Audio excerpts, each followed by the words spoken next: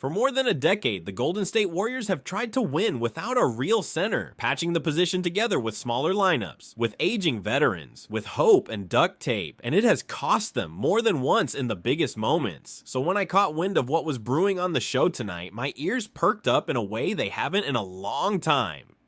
Because there's a young elite center out in Utah who is fed up with his team, and Shams Charania just connected the Warriors to the chaos. So stay with me, because this would be one of the hardest, most creative, most fascinating moves the Warriors could possibly make, and it might just solve a problem that has haunted this franchise for years. Here's what Shams reported, cutting through the noise.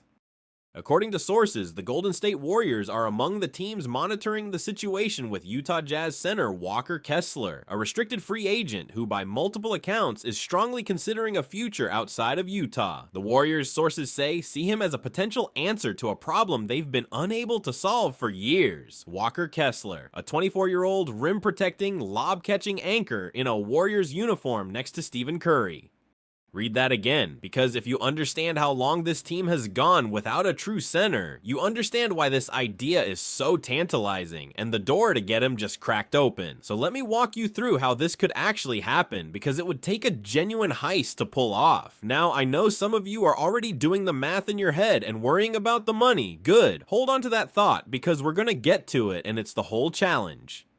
But first, you need to understand why this opportunity even exists. Let me lay out what's happening in Utah, because the context is everything. Walker Kessler is a restricted free agent, and restricted free agency is brutal for a player, because his current team, the Jazz, holds the right of first refusal. In plain English, even if another team offers Kessler a contract, Utah gets the chance to match it and keep him.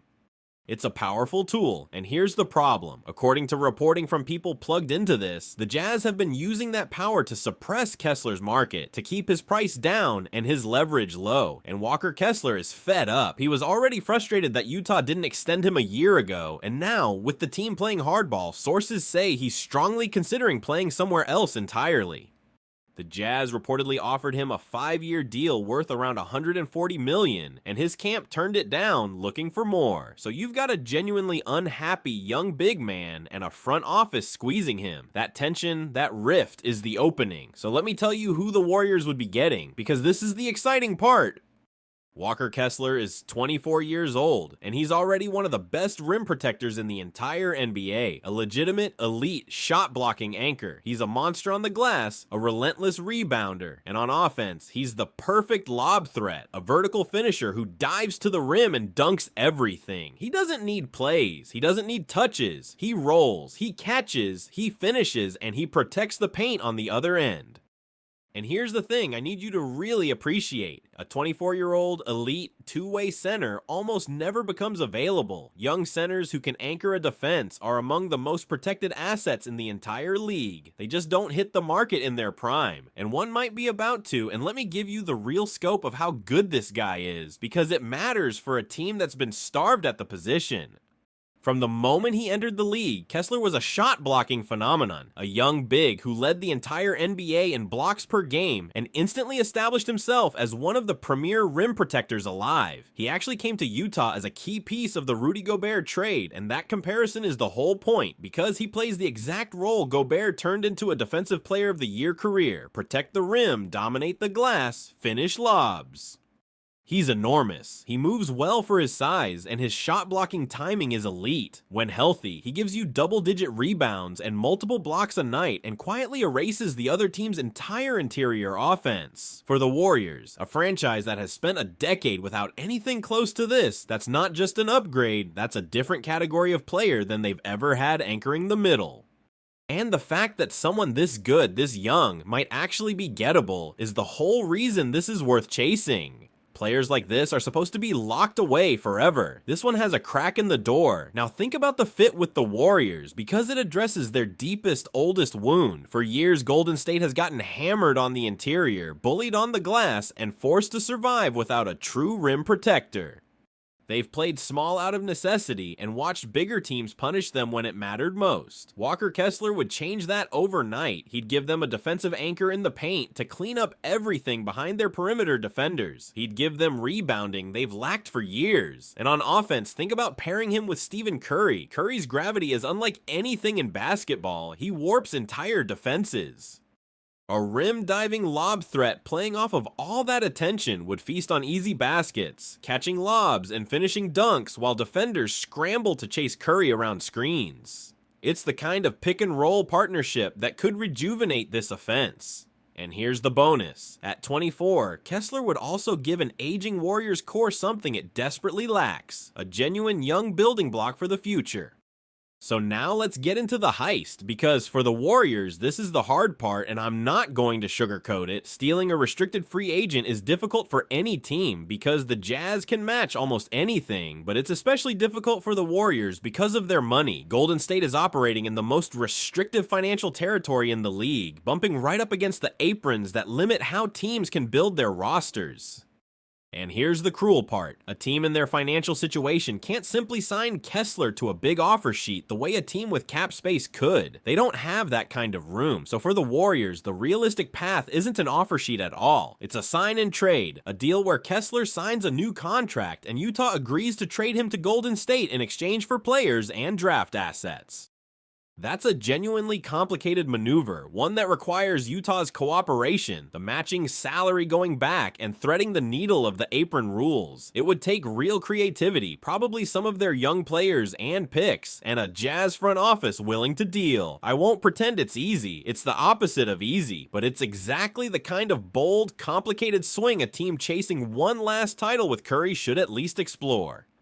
And let me take you deeper into exactly why the path is so narrow for Golden State, because understanding it is half the fun. Here's the chess match. Utah issues Kessler a qualifying offer, which officially makes him a restricted free agent. Then, in July, he can sign an offer sheet with another team, and Utah gets a window to match it. A team with cap space can simply slap a big offer sheet in front of him and force Utah's hand. The Warriors do not have that luxury. They're hard up against the league's spending aprons, which means they don't have the room to extend a meaningful offer sheet at all. So their only realistic door is the sign and trade, and even that gets clamped down by the apron rules, which restrict how much salary you can take back and hard cap you for the season.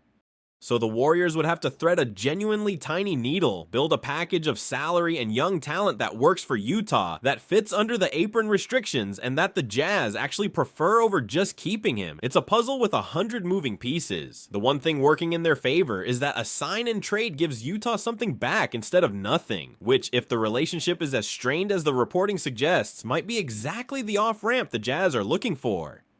And the shoulder injury slightly lowers his price, which helps the math a hair. It's hard. It's really hard. But hard is not impossible, and this is a front office that has solved brutal puzzles before. But I told you I'd be honest, so let's take the doubts head on, because on this one, they're loud. The first and biggest objection is the money. Can the Warriors even afford to do this? And it's the central challenge, no question. The apron rules make it hard, and a sign and trade carries its own restrictions. But here's the counter. The Warriors have navigated complicated finances before, and they've found creative ways to add talent, like the way they brought in Jimmy Butler. Where there's a will and a real target, this front office has shown it can get inventive. Complicated is not the same as impossible. And when the prize is a 24-year-old franchise center, the degree of difficulty shouldn't stop you from trying.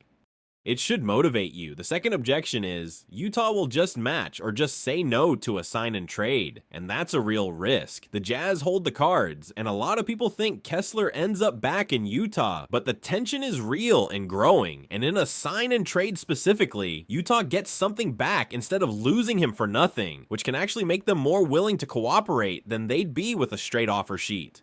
If the relationship is as strained as the reporting suggests, a deal that lets both sides move on might be appealing to everyone. It's a long shot, but it's a live one. The third objection is the injury and the fit. Kessler tore his shoulder labrum last season and barely played, which is a legitimate concern, but it's a shoulder, he's 24, and it slightly lowers his price, which helps. And on the fit, some will say he can't shoot threes. But the Warriors don't need their center to shoot. They have the greatest shooter of all time and a roster full of movement and spacing. What they've lacked for years is exactly what Kessler provides: rim protection, rebounding, and a lob threat. His game fills their hole perfectly, jump shot or no jump shot. And let me paint the on-court picture, because it's genuinely exciting for a team that's lacked this forever. Picture Stephen Curry sprinting off a screen, bending the entire defense toward him the way only he can, and as 3 defenders lunge at the greatest shooter alive, Walker Kessler slips to the rim for a wide open lob. That's a layup line offense, and it's the kind of easy basket the Warriors have rarely had access to. Now flip to defense. For years, Golden State has been bullied inside, out-rebounded, and left without a true rim protector when the playoffs slow down and the paint becomes a battleground. Kessler erases all of that. He's the backline eraser who lets their aggressive perimeter defenders gamble, knowing there's a giant waiting at the rim to clean up. In a loaded Western Conference full of punishing big men, that's not a luxury. It's the missing ingredient that has cost them in the past. And here's the part that should really land for Warriors fans. At 24, Kessler isn't just a win-now piece. He's a player who could anchor this team's defense long after the current core hangs it up. He helps you chase a title with Curry now and gives you a foundation for what comes next. That's the rarest kind of addition there is. So let me tell you where my head is at, and then I've got one final thought that I think is the real key to all of this. If the Warriors somehow pull this off, they finally solve the center problem that has haunted them for over a decade, and they do it by landing a 24-year-old anchor who fits next to Curry beautifully at the exact moment a rift in Utah cracked the door open. Think about what that does for a team trying to maximize whatever is left of Curry's incredible window. It gives them the interior defense and rebounding they've never had around this core. It gives Curry a devastating new pick-and-roll partner, and it gives an aging team a young cornerstone to build around for the future. Would it be hard? Brutally hard. But the payoff solving a decade-old weakness with a player in his prime would be more than worth the gymnastics. And here's the thought I want to leave you with, the part almost nobody is connecting. The Warriors do not have time to be patient. Stephen Curry is in the final act of one of the greatest careers ever, and the team just missed the playoffs. The safe, comfortable path, running it back and hoping, has already failed. When you're in that spot, you have to be willing to do the hard, complicated, creative thing to chase greatness one more time. A young, elite center almost never becomes available, and when one does, because his team pushed him too far, you owe it to a legend like Curry to at least try to pull off the heist. It would take everything this front office has, but the prize, a franchise center in his prime, is exactly the kind of swing that could keep the dynasty alive a little longer. So let me boil it all the way down for you, because I want this crystal clear. A franchise that has tried and failed to win without a real center for over a decade. A 24-year-old elite, shot-blocking, lob-catching anchor who almost never would have been available. A rift in Utah that cracked the door open. A perfect fit next to Curry's gravity, and a young building block for the future on top of it. The only thing standing in the way is the money, and yes, the money is a genuine beast. But think about it this way, how many times in the back half of this dynasty have the Warriors desperately wished a player like this would fall into their lap? How many playoff series ended with them getting bludgeoned inside? Now one might actually be reachable, and the only question is whether they're creative and bold enough to climb through a very narrow window. Safe hasn't worked. Safe got them a missed playoffs. When you've got a legend like Curry running out of time, the bold, complicated, slightly crazy swing is the right kind of crazy. You don't get a do-over on the twilight of an all-time great. I'm not telling you it's signed. I have no reporting that says the ink is dry, and I am never going to make something up for you, because the only reason you keep coming back to me is that I shoot you straight, even when the path is narrow and the money is a nightmare. And it is a nightmare.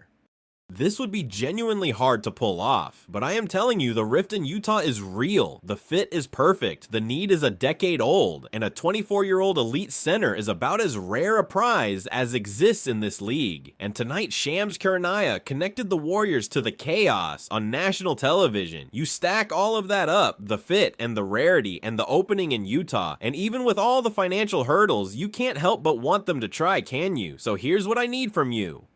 Keep your phone close over the next few weeks, because once free agency opens and the dominoes start falling, these complicated deals can come together fast. Remember where you were when you heard this, because if it happens, you'll want to remember the night the Warriors finally found their center.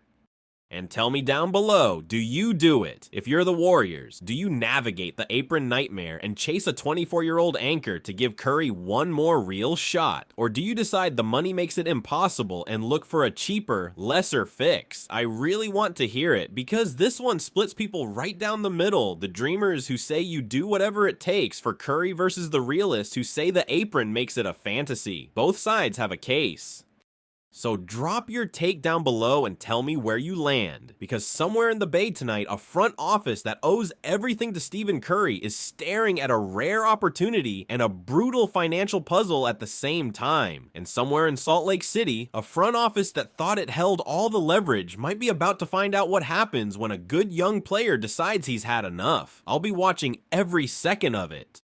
And the moment anything moves, you already know I'll be right back here to break it all down for you. Every single detail of it. Stay close. Solving a decade-old problem is never easy, but this is exactly the kind of swing that makes a dynasty dangerous again.